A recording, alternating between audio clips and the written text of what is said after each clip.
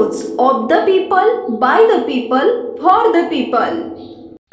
केंद्रीय अर्थसंकल्पात महाराष्ट्र आहे कुठे? आगामी विधानसभा निवडणुकीच्या पार्श्वभूमीवर केंद्रीय अर्थसंकल्पात महाराष्ट्राला झुकते माप दिलं जाईल अशी शक्यता व्यक्त केली जात होती, पण फार राज्याच्या वाट्याला असं विशेष काहीच आलेलं नाही।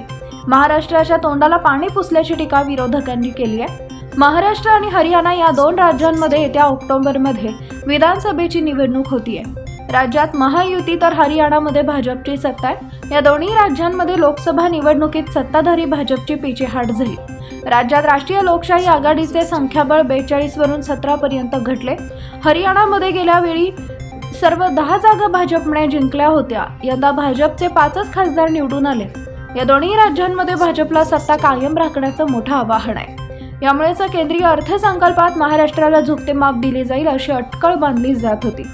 केंद्रीय अर्थमंत्री निर्मला सीतारामन यांच्या 1.5 तासांच्या अर्थसंकल्पीय भाषणात महाराष्ट्राचा साधा उल्लेखही झाला नाही।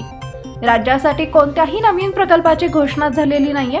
मराठवाड्यातील पाणी प्रकल्पाकरता निधींची तरतूद केली जाईल अशी शक्यता वर्तवण्यात येत होती।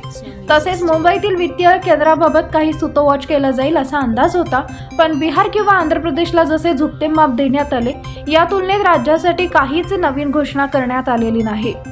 केंद्रातील राष्ट्रीय लोकशाही आघाडी सरकारच्या स्थैर्यासाठी 16 खासदार असलेले तेलुगू देशमचे चंद्राबाबू नायडू आणि 12 खासदार असलेले बिहारचे नितीश कुमार यांचा पाठिंबा महत्त्वाचा आहे। या दोन्ही राज्यांनी विशेष श्रेणी दर्जाची मागणी केली होती, पण या राज्यासाठी विशेष दर्जाची तरतूद रद्द करण्यात आली आहे। त्यामुळे अर्थसंकल्पात दोन्ही राज्यांकरता विशेष तरतूद करून चंद्राबाबू नायडू आणि नितीश कुमार यांना खुश करण्यात आलंय।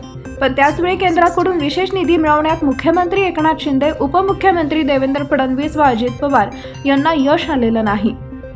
महाराष्ट्रात डबल इंजिन सरकार असल्याबद्दल भाजपचे नेते नेहमी पाठ थोपटून घेतात, पण केंद्र सरकारने अर्थसंकल्पात महाराष्ट्राला ठेंगा दाखविल्याची टीका विधानसभेतील विरोधी पक्षनेते विजय वडेट्टीवार यांनी केली आहे।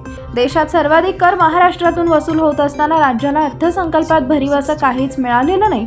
सरकार टिकवण्यासाठी आंध्र प्रदेश आणि बिहारवर निधींची खैरात करण्यात आली आहे। राज्याच्या वाट्याला काहीच आलेलं नाही अशी टीकाही वडेट्टीवार यांनी केली आहे। पीपल न्यूज पाहण्यासाठी चॅनलला सबस्क्राईब करा व बेल आयकॉनला प्रेस करा।